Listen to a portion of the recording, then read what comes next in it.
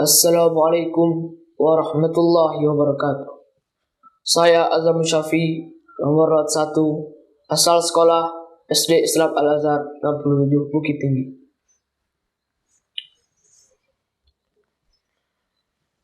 Assalamualaikum warahmatullahi wabarakatuh.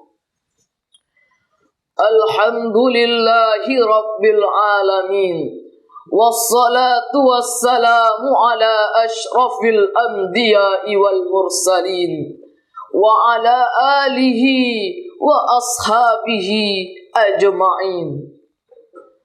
Ashhadu an la ilaha illallah wa ashhadu anna Muhammadar Rasulullah la nabiyya ba'da amma ba'.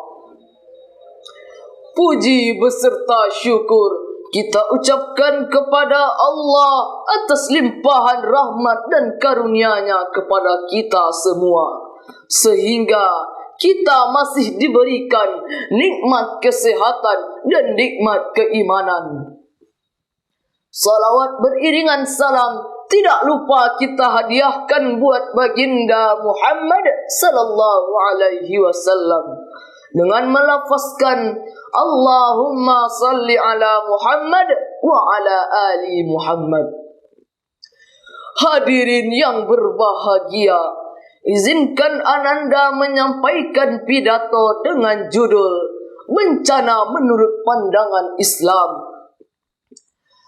Allah Subhanahu wa Ta'ala berfirman dalam surah Al-Hadid ayat 22. A'udzu billahi minasy syaithanir rajim.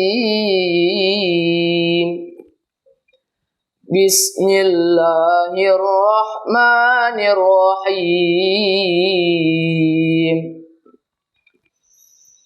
Ma asaba min musibatin fil ardi wala fi anfusikum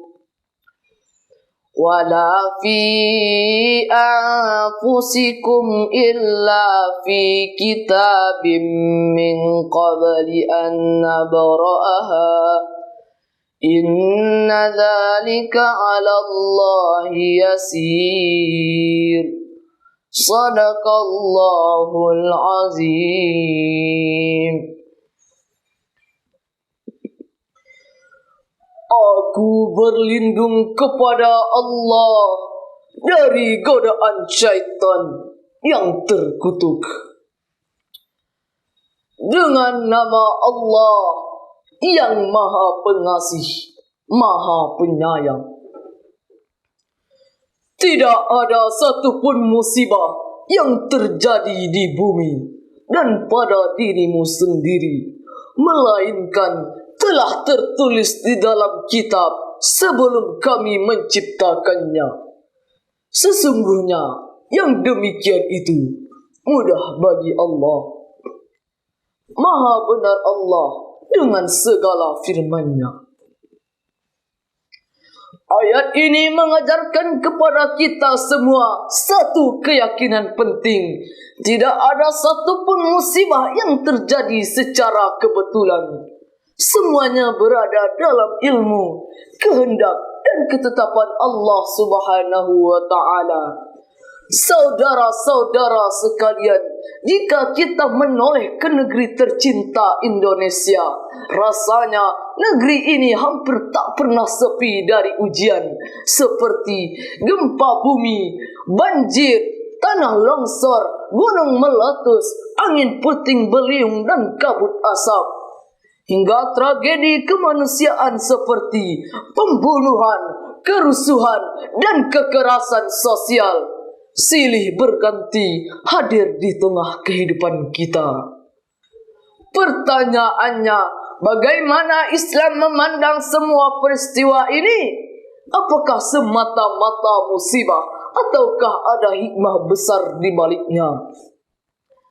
Dalam Al-Quran dan hadis, setidaknya ada 4 tujuan dan hikmah Allah menurunkan bencana kepada manusia. Pertama, bencana sebagai sunatullah. Bencana adalah bagian dari hukum Allah yang berlaku di alam semesta. Ia terjadi tanpa kita tahu kapan, di mana, dan dalam bentuk apa. Allah Subhanahu wa ta'ala berfirman dalam surah Al-Baqarah ayat 155. A'udzu billahi minasy syaithanir rajim. Bismillahirrahmanirrahim. وَلَنَبْلُوَنَّكُمْ بِشَيْءٍ مِّنَ الْخَوْفِ وَالْجُوعِ وَنَقْصٍ مِّنَ الْأَمْوَالِ وَالْأَنفُسِ وَالثَّمَرَاتِ وَبَشِّرِ الصَّابِرِينَ.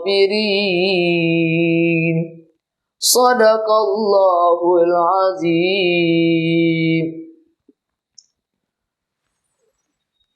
Aku berlindung kepada Allah dari godaan syaitan yang terkutuk.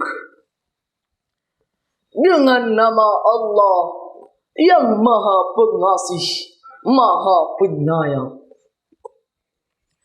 Dan akan kami berikan cobaan kepadamu dengan sedikit ketakutan, kelaparan, kekurangan harta, jiwa, dan buah-buahan. Maka sampaikanlah kabar gembira kepada orang-orang yang sabar. Maha benar Allah dengan segala firman-Nya.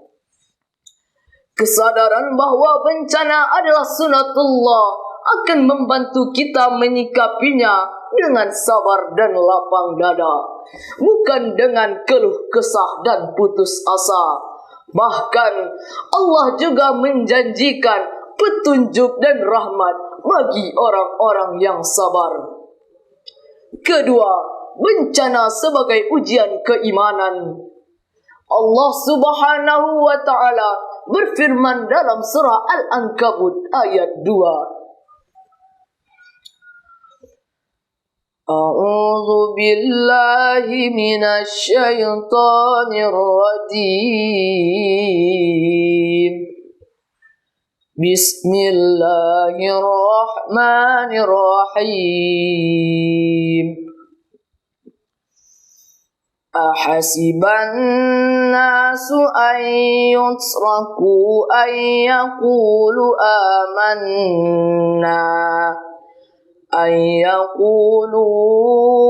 amanna wa hum la yuftanun. Sadaqallahul azim. Aku berlindung kepada Allah dari godaan syaitan yang terkutuk.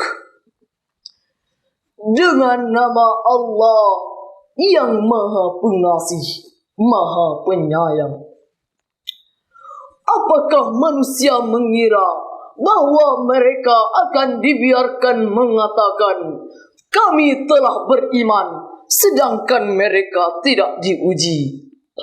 Maha benar Allah dengan segala firman-Nya. Ujian adalah cara Allah meningkatkan derajat keimanan. Melalui cobaan, Allah membedakan siapa yang benar imannya dan siapa yang hanya mengaku beriman di lisan. Ketiga, bencana sebagai penghapus dosa. Rasulullah sallallahu alaihi wasallam bersabda, "Tidaklah seorang muslim tertimpa musibah, bahkan tertusuk duri sekalipun, kecuali Allah menghapus dosa-dosanya karenanya." Hadis riwayat Bukhari dan Muslim. Selama kita sabar dan ridha, musibah justru menjadi pembersih dosa dan penambah pahala. Keempat, bencana sebagai peringatan dan teguran. Allah Subhanahu wa ta'ala berfirman dalam surah As-Sajdah ayat 21. A'udzu billahi minasy syaithanir rajim. Bismillahirrahmanirrahim. وَلَنُذِيقَنَّهُمْ مِنَ الْعَذَابِ الْأَدْنَى دُونَ الْعَذَابِ الْأَكْبَرِ لَعَلَّهُمْ يَرْجِعُونَ. Sadaqallahul azim. Aku berlindung kepada Allah dari godaan syaitan yang terkutuk.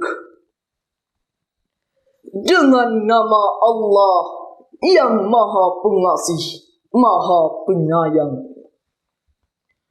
Dan akan kami rasakan kepada mereka sebagian azab yang dekat sebelum azab yang besar, agar mereka kembali ke jalan yang benar. Maha benar Allah dengan segala firman-Nya. Bencana seringkali menjadi alarm ilahi agar manusia segera sadar dan kembali kepada Allah sebelum terlambat. Diriwayatkan suatu hari Khalifah Umar bin Khattab radhiyallahu anhu terkelupas kuku kakinya karena tersandung batu. Awalnya beliau menangis karena sakit, namun tak lama kemudian beliau tersenyum. Ketika ditanya alasannya, Umar menjawab, "Aku menangis karena sakit dan aku tersenyum karena bersyukur. Dengan kejadian ini, Allah masih mengingatkanku dari kesalahan."